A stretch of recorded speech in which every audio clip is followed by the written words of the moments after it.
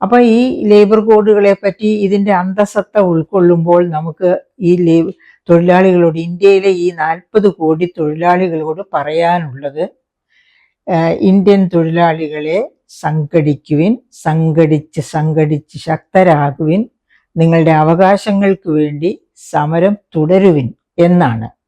കാര്യം ഗവൺമെന്റും ഗവൺമെന്റിന്റെ വക്താക്കളും ഈ 4 കോഡുകളെ പറ്റി വലിയ തോതിലാണ് സംസാരിക്കുന്നത്.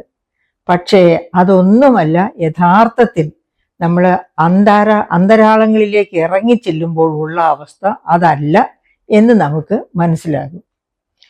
അപ്പോൾ ഈ നമ്മൾ സർവ്വലോക തൊഴിലാളികളുടെ കാര്യമൊക്കെ പറഞ്ഞല്ലോ. ഈ ഇന്റർനാഷണൽ ലേബർ ഓർഗനൈസേഷൻ ചില തൊഴിൽ മാനദണ്ഡങ്ങൾ വെച്ചിട്ടുണ്ട്. എന്നാണ് ഇന്റർനാഷണൽ ലേബർ ഓർഗനൈസേഷൻ ILO തുടങ്ങിയത്? 1919, അതായത് ബോൾഷെവിക് റവല്യൂഷന്റെ ഒക്കെ ശേഷം, അതായത് അതിൽ നിന്നൊക്കെ ഉണർവ് പ്രാപിച്ച് ആഗോള തലത്തിൽ തന്നെ തൊഴിലാളികളുടെ ചൂഷണം അവസാനിപ്പിക്കണമെന്നും തൊഴിലാളികൾക്ക് മാന്യമായ വേതനവും അതായത് ജീവിത സാഹചര്യങ്ങളും തൊഴിൽ സാഹചര്യങ്ങളും സൃഷ്ടിച്ചു കൊടുക്കണമെന്നും ഉള്ളത് സർവ്വ ലോകവും അംഗീകരിക്കപ്പെട്ട ഒരു പരമാർത്ഥമായി തീർന്നു.